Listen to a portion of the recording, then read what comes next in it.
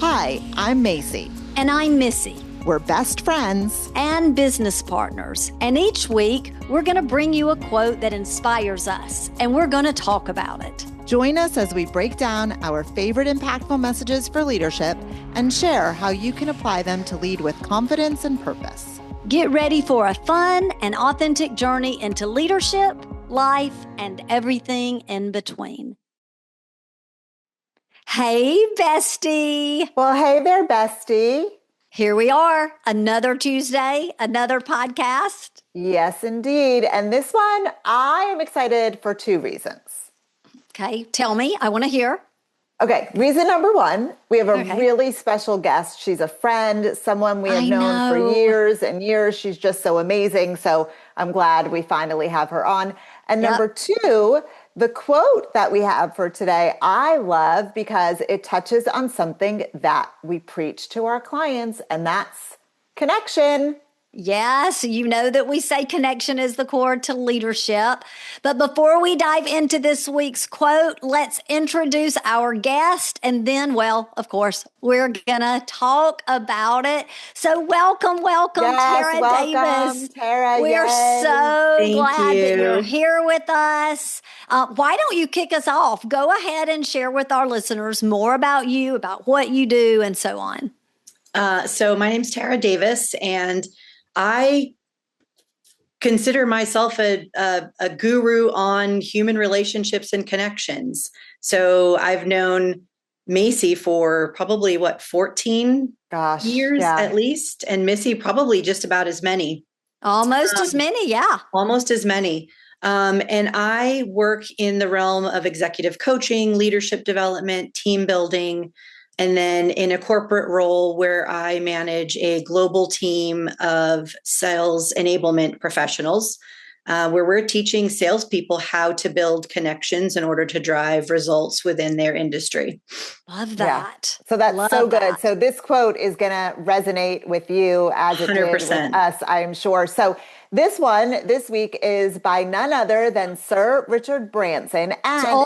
Sir Richard Branson. Well, I was going to say, I think we had a quote by him another time. We did, because you made fun of me for using my so-called British accent. Yes. When we said your Southern British accent. Yeah, that's I was going to say a British accent with a little twang in it. But here's the quote that we're going to discuss today. So, business is nothing more than a group of human relationships. Mm-hmm. So, girls, let's talk about it. Tara, I mean, could you not have teed it up any better, right? So when you hear this quote, what stands out to you based on your experience in sales and in leadership? Absolutely. I love this quote. I've actually never seen this quote by Sir Richard Branson. So it was really resonating with me because I love how disarming it is. And we tend to make business very complex. We tend to overcomplicate the ability to do business with people. And we add systems and processes and dashboards, and we overcomplicate it. And one of the things I like to focus on with my customers, my client, and my team is that it's in the relationship where business is either going to succeed or fail. It's in trust, it's in clarity, it's when people feel heard and respected. Everything else is just the scaffolding around that. So it really is. I mean, it's a disarming quote, but it's also an encouraging quote in the simplicity of it's about connection. It's about trust and credibility. Yeah. It's funny. Missy and I often say, like, why are there people that make it so hard for us to give them their money? Mm-hmm. Like, why is it so complicated? Why can't we just swipe a credit card or just pay? Like, I just think about all these years of trying to purchase different things. And it's like, it should be easier I'm giving you money. Like, why are you making it so hard? Absolutely. Well, and I hear all the time. Oops, I'm sorry, Missy. No, go ahead, Tara. In companies, then they say, we get feedback that we're hard to do business with.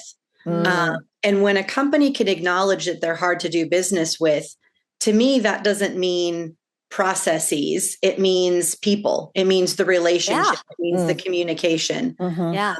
Well, So. something you said when you were talking about what the quote means to you, you said something that made me think about so many of us put business in a box. Like you do have to have the systems and the processes. And when it really is just about relationships, like step out of the box and be about people. So I have a question for you. Okay. Where do you most often see leaders overcomplicate things instead of focusing on those relationships?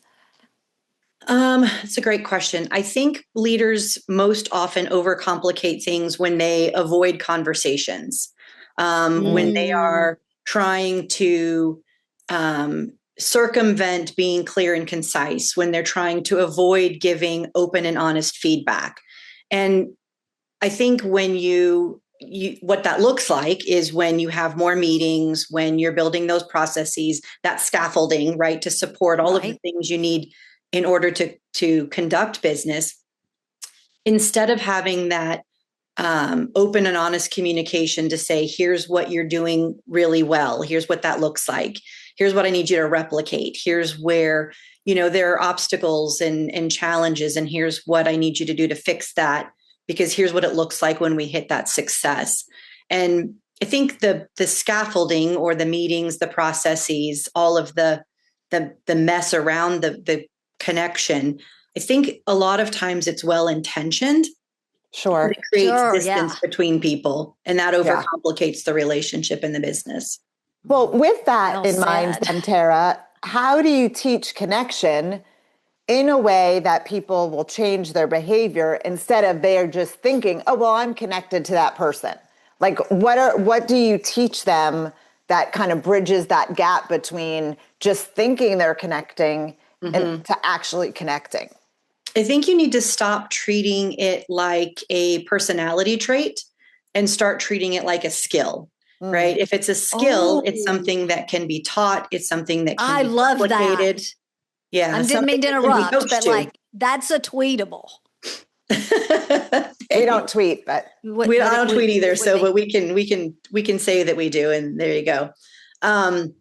But when you're giving feedback, instead of saying, be more empathetic, having a conversation and coaching more towards what does connection look like in a one-to-one, right? If I'm having a one-on-one conversation with someone on my team, or I'm coaching someone, what does connection look like in a one-to-one?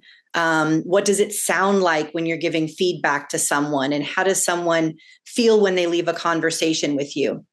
It makes it tangible. And when leaders, or anyone really, can understand how their behaviors land, not just their intent, because everybody thinks that they have positive intent. But that's when I think when the real change happens. Yeah. We just did a training and we were talking about that, where a lot of leaders will do what you just said, like you need to be more empathetic, but maybe the person who's hearing that direction doesn't really know what it means to be empathetic, or what it looks like. You need to be more, you need to have more accountability, or you need to take more ownership. But what do those things actually look like? You have to kind of almost spell it out or use different words. So I love that. Yep. So, Tara, where do you see leaders struggle the most right now when it comes to being human without losing results or accountability? I think that people confuse being human with being too emotional or being soft. And that if you're human, if you're emotional, if you're soft, if you're empathetic, then you're lowering your bar. You're lowering the expectations on your performance, that people are going to see you and view you and perceive you differently.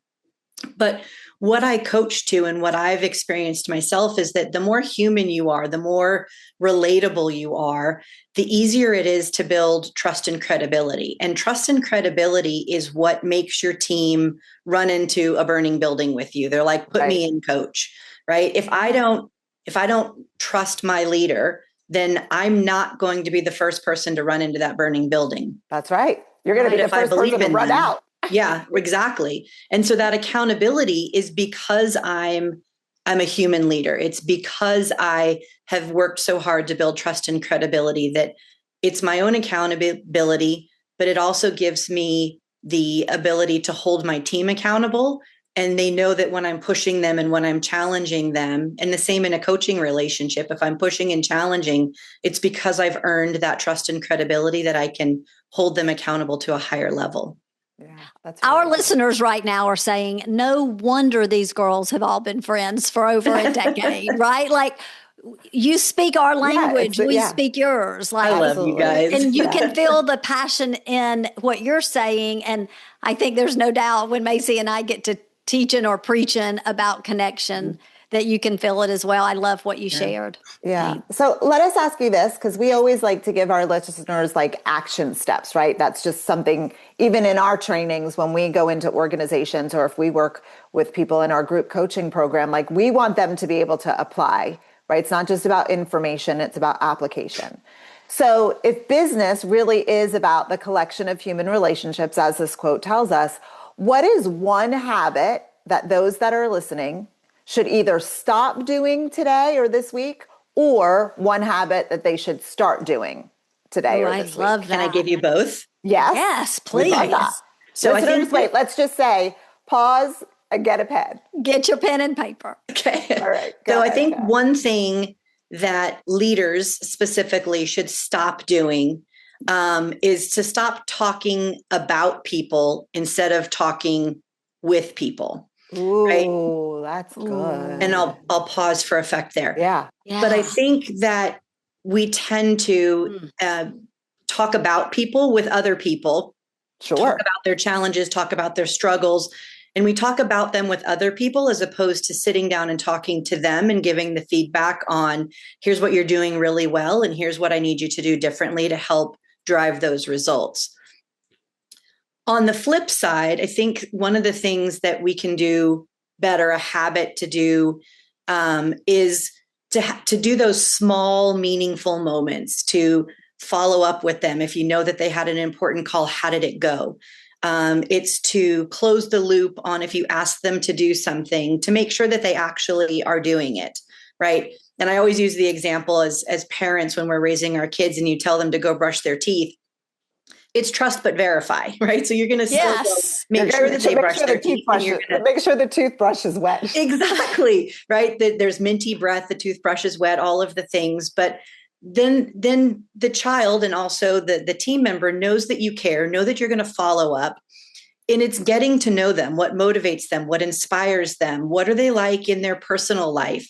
When's the last time you wrote a handwritten thank you note to someone? Those little itty bitty things that we can do to build connection, to show people that they matter. So I think the stop and the start are really one and the same, and they work hand in hand. But when you do them together, it's extremely powerful. I want to go back to what you said about what people should stop doing, like stop talking about people. Why do you think leaders do that? Why do you think they talk about someone instead of talk with the person? Yeah, I think it's an insecurity. I think it's an insecurity. And I think there's a level of vulnerability in having an open conversation, especially difficult conversations, giving feedback. Leaders avoid it like the plague. They do not want to have a difficult conversation. And I think it's because they haven't connected, so they don't know how to move forward with a constructive conversation that highlights someone's strengths that could easily be turned around with the right relationship or what they do. Sorry, Miss. Or what they do, Tara. I'm sure you've heard this before. Hey, we need to talk after, this afternoon. We need to talk. Like that is the worst. Dropped the bomb. The worst. Like instead of saying are you open to having a conversation? But they're like, we need to talk. No, because now I'm thinking of all of the 10 things that this talk could be about. Yeah, and I think Missy, you hit the nail on the head when you said it's because they haven't connected, so they don't know the person enough to approach them in a way to diffuse perhaps a difficult conversation. Yeah, and when you have someone in your life that never takes the time to talk, then when you say we need to talk, they know it's going to be something bad. Yeah, it's fear-based. Exactly. Yep. Exactly. Yeah. So Tara, in sales environments especially, I would say where speed and numbers matter, and you've got a lot of urgency, how can leaders protect relationships under that kind of pressure? I think the most important thing that a leader can do is acknowledge the pressure, right? And I know there's a lot of different quotes about pressure in leadership, but I always remember that pressure doesn't create bad leadership habits, it reveals them, right? So true leadership is tested in the storm, in the height of the storm, not in the calm of the waters. And so as a leader, if you can acknowledge the pressure, if you can acknowledge the vulnerability of yourself as well as acknowledge it in the people that you're leading, you have the ability to really connect with your team to say, okay, what are the 3 things we have to get done? And what are the steps we need to take to get there? So it's the quote of how do you eat an elephant, right? It's one bite at a time. So if you can break down that elephant for your team, take away a lot of the pressure, focus on the 3 things that they can have the biggest impact right now, spell it out, give them those logical steps, remain calm, but acknowledge the elephant, so to speak, in the room, acknowledge the pressure. I think that really increases the trust and credibility. And then those frequent touch points, the check-ins, the follow-throughs, being available to step in and build and support and help if they're in a tough situation or they have a tough client conversation, things along those lines.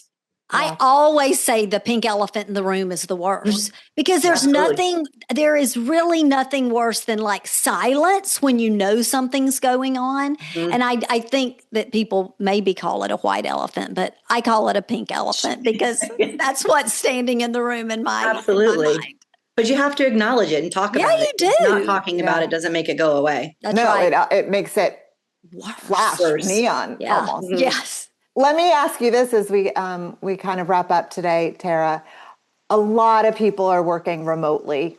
A lot of people work like in a hybrid environment. A lot of sales is done over the phone, right? So as we're really trying to create relationships, how do we do that when eye-to-eye contact or like that human connection is harder? Like, how do you suggest people develop relationships in these remote or hybrid environments? So I think it goes back to what we talked about earlier about doing the little things. I'm a firm believer that proximity doesn't guarantee connection. So I lead a global team in my corporate role, and I'm about as far away from them as I can possibly get.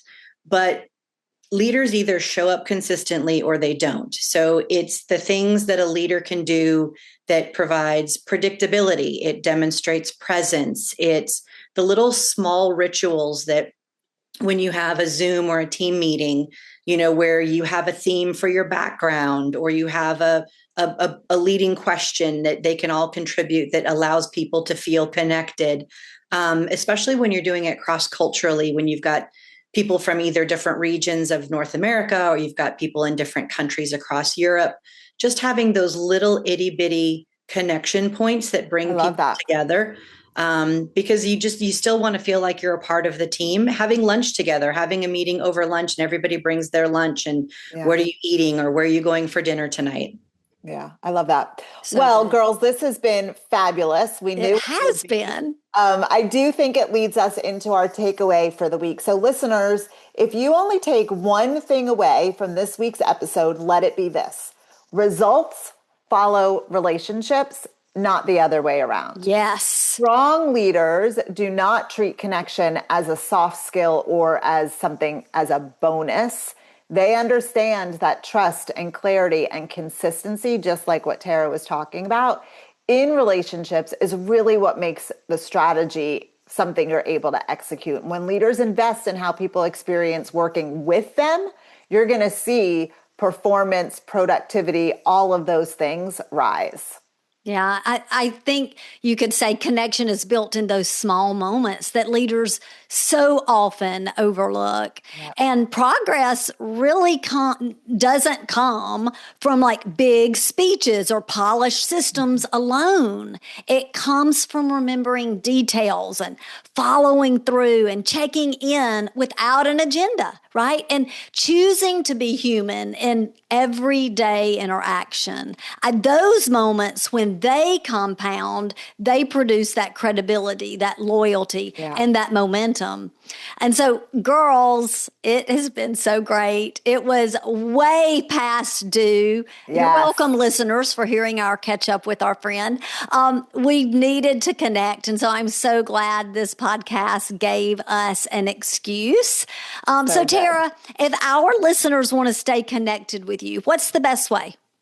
LinkedIn is always a great way to stay connected. Facebook as well. I'm open to connections on both platforms. I'm not as active on all of the other platforms, but LinkedIn and Facebook are definitely two ways to get in touch with me. Okay. We'll put that in our show notes so that people can find you. And then as we wrap up today, Tara, we asked this of all of our guests, what is, and I'm sure you have many, so what is your favorite or one of your favorite leadership quotes? Oh, there are so many. I know it. It's crazy, but I think the one that resonates the most with me in regards to what we talked about today is by Brené Brown, and it says, "Trust is built in the very small moments." And it goes back to what you guys were just talking about, that leadership and connections are not about having the right answers. It's about consistency. It's the one conversation, the one decision, the one relationship. It's those very small moments where you connect and build trust. And so that's the quote that matters the most to me right now. I love that. Listeners, do you have a favorite leadership quote? Send it our way and we may spotlight it on a future episode. And we'll be back next week with another quote and more leadership insights. And you know what we're going to do? We're going to talk about it. Thank you so much, Tara. Bye, bestie. Bye. Thank you, guys. We want to thank you for listening. If you're enjoying this podcast, please show us some love by clicking the 3 dots to download the podcast. Leave us a 5-star rating on your podcast app and talk about it with other leaders to help them find the show from any of the major podcast apps. We'd love for you to follow us on social media too. Mpactful with an M _messages on Instagram and Mpactful Messages on LinkedIn.